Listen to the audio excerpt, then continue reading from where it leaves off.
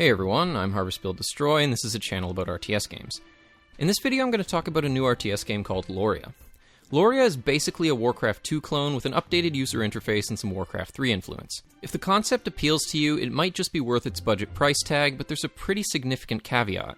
It doesn't have multiplayer, although the developers have said that they'll add it if they can sell 3,000 copies. As it stands, the game features 2 8-mission campaigns, a skirmish mode, and a map editor. The lack of multiplayer is a shame, though, because the game does what it does pretty well. While I personally find the way it combines elements of Warcraft 2 and 3 to be a bit on the heavy-handed side, I think they've nailed the look, sound, and feel, if you can stomach the idea of a no-name brand Warcraft 2 in the first place. The resolution is higher, but the game otherwise looks like a mod for Warcraft 2, and the soundtrack is as similar as you could expect without them ripping off exact melodies. The interface is fairly modern and clean. You can select up to 24 units at a time, set waypoints with shift, select multiple buildings and queue up to 5 units at each, as well as set your town hall rally point to a resource and have workers automatically start mining. You cannot, however, put multiple different production buildings into the same control group and use tab to cycle through them. Aside from that, my only major gripe with the interface is that it can sometimes be a bit finicky to click on an individual unit, almost like the hitboxes are too small or something. To be fair though, this isn't the first lesser-known RTS game I've had this issue with. As I was playing it, I sometimes found myself trying to click a single unit that was under attack to move it back, but the click wouldn't register and I'd end up moving my whole army back. I've noticed a couple of other glitches too. Sometimes when you tell a worker to mine gold, it just sort of won't do anything, no matter how many times you try. A couple of times I've had a gold mine I couldn't saturate because of this. I've also noticed my ability to click on the minimap to reposition the camera disappearing for 10 or 20 seconds at a time. This happened 3 or 4 times while I was playing the game. Also, while the game features a clickable idle worker button like in Warcraft 3, double-clicking it won't center the camera on the idle worker. In order to actually find the worker, you have to click the button and then look at the minimap to see which unit turned from your color to white. These glitches, in conjunction with the lack of multiplayer, make the game feel like an incomplete product that was released early to meet a deadline. The fact that they created a map editor before instituting multiplayer seems like a particularly strange choice to me. It comes across more like it's an early access game, and maybe that would have been the better way to release it. Anyway, as for the game itself, like Warcraft 2, it features 2 factions, Order and Chaos, and the tech trees are pretty similar to their Warcraft 2 counterparts. The most significant differences are that Loria has hero units like Warcraft 3, and doesn't have naval units or an oil resource like Warcraft 2. The latter doesn't bother me personally, as I never thought Warcraft 2 incorporated naval units particularly well anyway, but the way that Loria incorporates hero units feels slightly awkward to me. Heroes aren't as powerful as in Warcraft 3, and your first one isn't free in skirmish mode either. When a hero gains a level, in addition to getting a skill point, you get 5 stat points to spend as you see fit. Non-hero units also gain levels and instantly regenerate to full health when they do.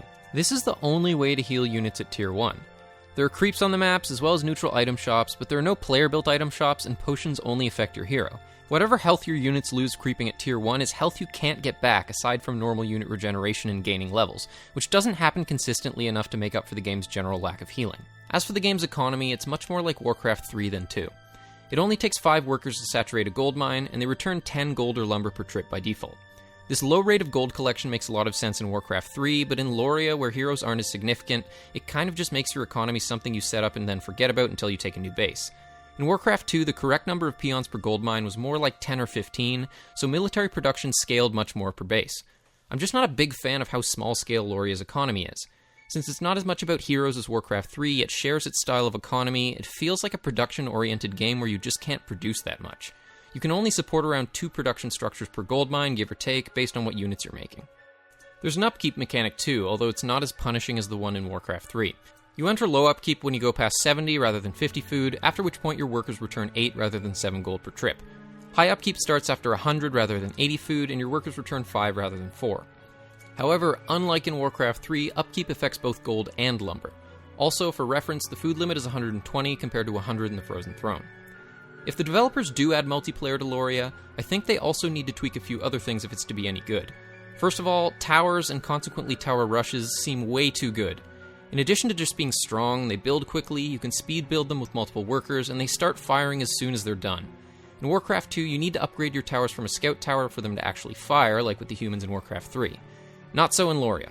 You start with enough resources to make a blacksmith and lumber mill right away, and by the time they finish, you can be in your opponent's base making towers.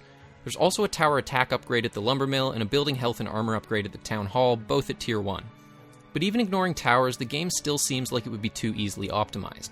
It doesn't seem like you have much in the way of choice regarding how you open in a skirmish game, assuming tower rushes are off the table. There's no reason not to tech. The creeps guarding gold mines are quite strong, so expanding at Tier 1 doesn't seem realistic. While this could be fixed by tweaking the maps, there's still a lack of healing at Tier 1 which limits your ability to creep. You also get a much more effective melee unit at Tier 2, so Tier 1 double barracks rushes probably wouldn't work against an opponent who sims cities well and techs to Tier 2. Since there's no multiplayer, everything I'm saying here is conjecture, but if I could design a patch for Loria, I would probably nerf towers, drastically decrease the strength of creeps guarding your natural expansion, and perhaps add a Tier 1 upgrade that gives every unit that's out of combat for a certain period of time a bonus to health regeneration. The scarcity of healing in general seems like a significant problem. Warcraft III Reign of Chaos had this problem too, and Blizzard fixed it by adding player-built item shops in the Frozen Throne with affordable items to replenish health and mana. Loria could do something like this too, but it would make the game even more of a poor man's Warcraft 3 than it already is, and with Reforged coming out, there isn't much of a market for that. In general, Loria seems to be a case of unfortunate timing.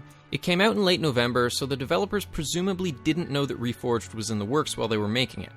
But even if Reforged had never been announced, it's not hard to get Warcraft 3 running on a modern computer, so I tend toward the idea that it was just a bad idea to borrow from it in the first place. I feel weird saying this about a game that's already such a carbon copy of Warcraft 2, but perhaps they should have just ripped Warcraft 2 off even harder. A modern version of that game is something there might actually be a market for. It's not like they've introduced any new mechanics of their own anyway.